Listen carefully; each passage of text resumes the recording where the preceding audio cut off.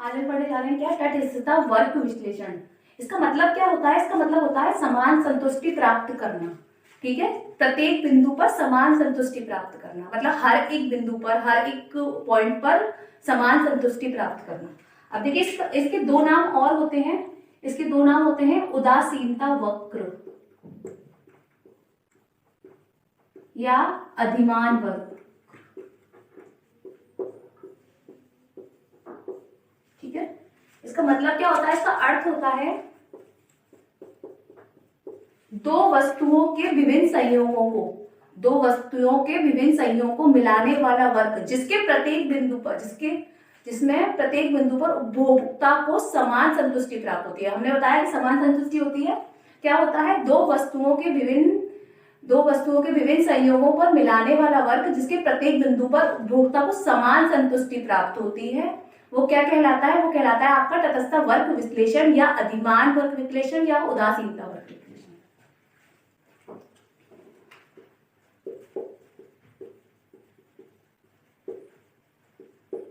दो वस्तुओं के विभिन्न संयोगों पर मिलाने वाला वक्र, जिसके प्रत्येक बिंदु पर उपभोक्ता को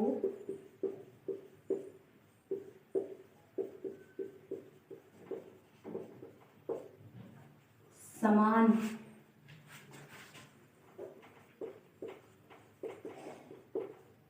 संतुष्टि प्राप्त होती है। ठीक है, समान संतुष्टि प्राप्त, प्रत्येक बिंदु पर क्या हो रहा है? उपभोक्ता को समान संतुष्टि प्राप्त होती है। क्या कहलाता है वो? उसे तटस्थता वक्र, उदासीनता वक्र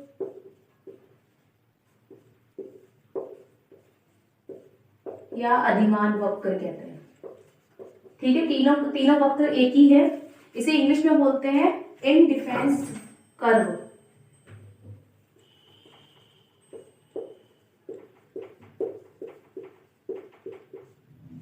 ठीक है, इसका सर्वप्रथम आविष्कार किसने किया था? 1881 में एजवर्थ ने।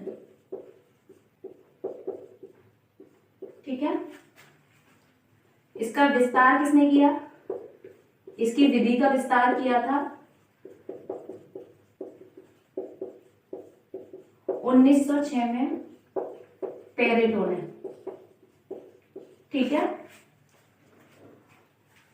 और इस विधि को आगे कौन ले गया?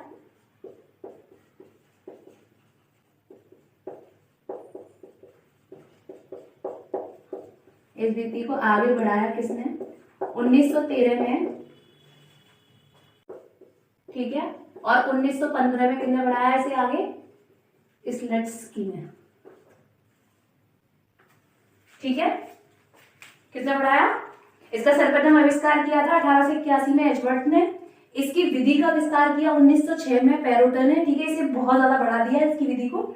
इस विधि को आगे बढ़ाया, फिर आगे जब लेके गए तो 1913 में इन्होंने जॉनसन ने बढ़ाया और 1915 में स्लेट्स्की ने। ठीक, अब क्या हुआ? एक नई विधि का आविष्कार हुआ था तटस्थता की। ठीक है, नई विधि, नई प्रविधि है ना। इसका नई विधि का आविष्कार हुआ था। जी किसने दिया था? सर्वप्रथम किसने किया था? वो एजवर्थ ने। ठीक है, किसने दिया? हिग्स ने,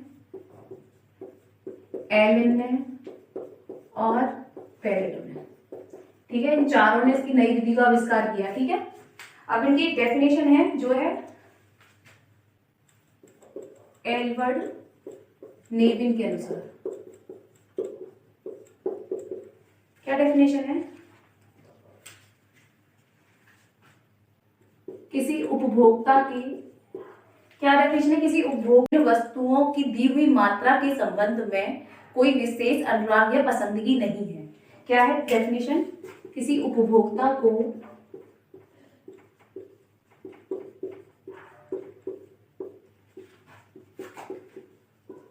दो विभिन्न वस्तुओं की दी हुई मात्रा के संबंध में कोई विशेष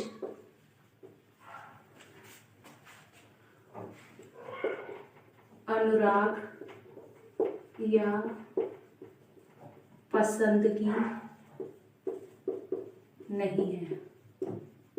ठीक है, किसी उपभोक्ता ने क्या है, उपभोक्ता के पास दो विभिन्न वस्तुएं हैं, उनकी वस्तुओं की मात्रा, जितनी मात्रा दी गई है, उनके संबंध में कोई विशेष अनुराग या पसंदगी नहीं है, मतलब उसमें कोई इंटरेस्ट नहीं है उन्हें। ठीक है, अनुराग मतलब होता है कि इंटरेस्ट नहीं है, अनुराग और पसंदगी का मतलब। ठीक है, कोई देखिए पॉइंट है इंपॉर्टेंट, क्या है, तटस्थता के ढाल पर, मतलब एंड में, ठीक है, ढाल पर किसी बिंदु को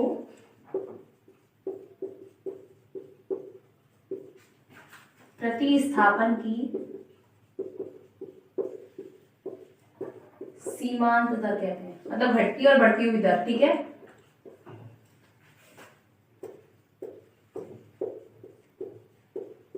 ठीक है, घटती हुई या बढ़ती हुई दोनों कहते हैं। सीमांत का मतलब होता है कि घटना और बढ़ना। ठीक है, तटस्थ वर्ग की मान्यताएं, मान्यता का मतलब होता है मंजूरी देना, मतलब तटस्थ वर्ग किस किस को मंजूरी देता है, क्या इसको मंजूरी देता है कि दो वस्तुएं होनी चाहिए उसमें।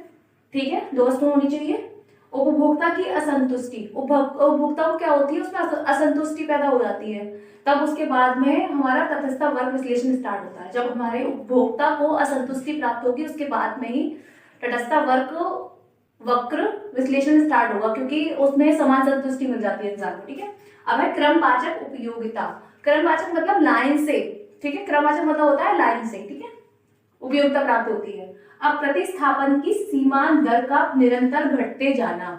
देखिए, अगर सीमांत दर घटेगी तो क्या होगा, आपका तटस्थ वर्ग विश्लेषण बढ़ जाएगा। ठीक है, ये सीमांत दर बढ़ेगी, प्रतिस्थापन की सीमांत दर घटेगी तो क्या होगा, तटस्थ वर्ग बढ़ जाएगा। और अगर प्रतिस्थापन की सीमांत दर बढ़ेगी तो तटस्थ वर्ग में घट जाएगा।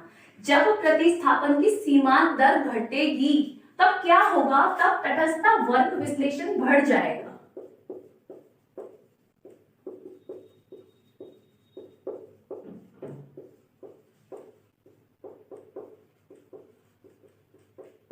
ठीक है, क्या होगा, तब जब प्रतिस्थापन की सीमांत दर निरंतर घटेगी तब क्या होगा, तटस्थ वर्ग विश्लेषण बढ़ जाएगा। और देखिए, प्रतिस्थापन का मतलब होता है एक वस्तु की जगह दूसरी वस्तु का प्रयोग करना। जैसे अगर आपको भूख लग रही है, आप रोटी की जगह कुछ और खा लेते हैं जिससे आपका पेट भर जाए, तो आप क्या करेंगे, ये क्या कहलाता है, आपका प्रतिस्थापन। ठीक है, तो प्रतिस्थापन की दर सीमांत दर का निरंतर घटना क्या कहलाता है, तटस्थ वर्ग विश्लेषण को बढ़ जाएगा, इसलिए इन्होंने मंजूर दे दिया तटस्थ वर्ग विश्लेषण के लिए।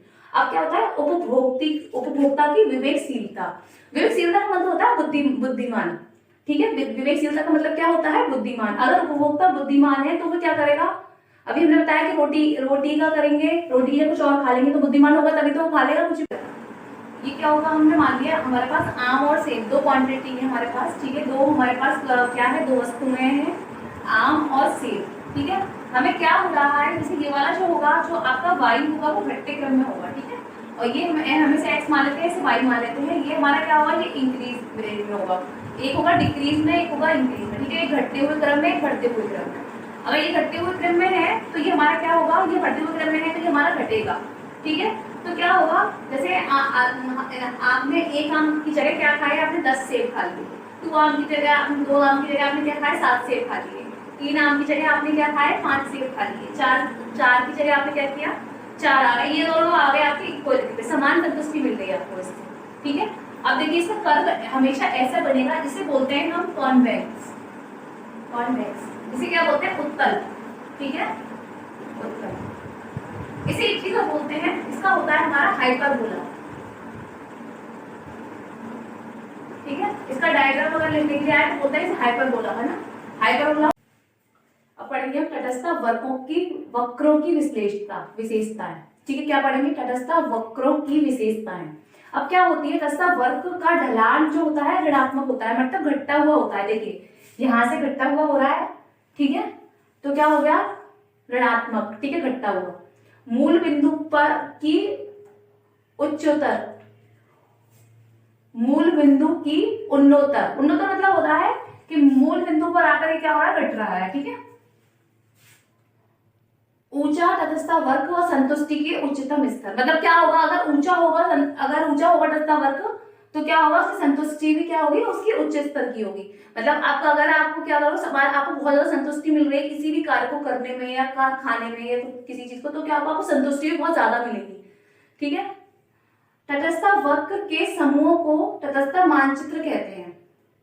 क्या कह रहे हैं, इनके समूहों को, मतलब समूह का मतलब बोल रहे हैं कि अगर इनके तीन, अगर हम ऐसे, अगर तटस्थ वक्र के विश्लेषण हम तीन बना दें तो क्या होगा, इनके इन तीनों के या चारों के समूहों को क्या बोलते हैं, तटस्थ मानचित्र। क्या बोलते हैं, तटस्थ मानचित्र। दो तटस्थ वक्र कभी भी एक दूसरे को नहीं काटते, मतलब ऐसे बनते हैं वो हमेशा, ठीक है, कभी काटेंगे नहीं एक दूसरे को, ठीक है। तटस्थ वक्र जहां बजट रेखा को स्पर्श करता है वहां उपभोक्ता को संतुलन मिलता है। बजट रेखा होती है, बजट रेखा होती है यहाँ पर, ठीक है, जहां क्या हो रहा है, बजट रेखा को स्पर्श कर रहा है, ठीक है, वहां क्या हो रहा है, उसे संतुष्ट, उपभोक्ता को क्या मिल रहा है, संतुलन मिल रहा है, ठीक है, वो संतुष्ट हो रहा है चीजों से। ऐसा वक्र विश्लेषण कभी किसी अक्ष को नहीं छूते, अक्ष का मतलब होता है ये वाली लाइन, ठीक है। तो तटस्थ वक्र विश्लेषण कभी भी अक्ष को नहीं छूते, मतलब इस चीज को नहीं छूते, ठीक है। देखिए सीमांत प्रतिस्थापन की दर तथा तुष्टि गुण प्रतिस्थापन की दर क्या होती है। देखिए x बिंदु की मात्रा में वृद्धि हो रही है, ठीक है। अगर x, हमने बताया था आपको, टेबल बताई थी हमने, कैसे टेबल बताई थी आपको, जैसे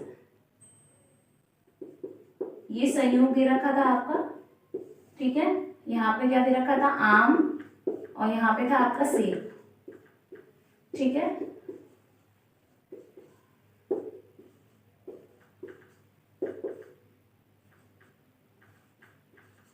ठीक है, कैसे दे रखा था, हमने कहा था आपसे कि अगर x बिंदु की मात्रा में वृद्धि हो रही है, अगर ये वाला हमारा क्या था, हमने मान लिया था x, ये मान लिया था हमने y, अगर x की मात्रा में वृद्धि हो रही है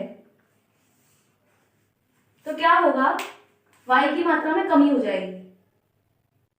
x की मात्रा में देखो वृद्धि हो रही है, ठीक है, y की मात्रा कम हो रही है, ठीक है, उसी को क्या बोलते हैं, सीमांत प्रतिस्थापन की दर।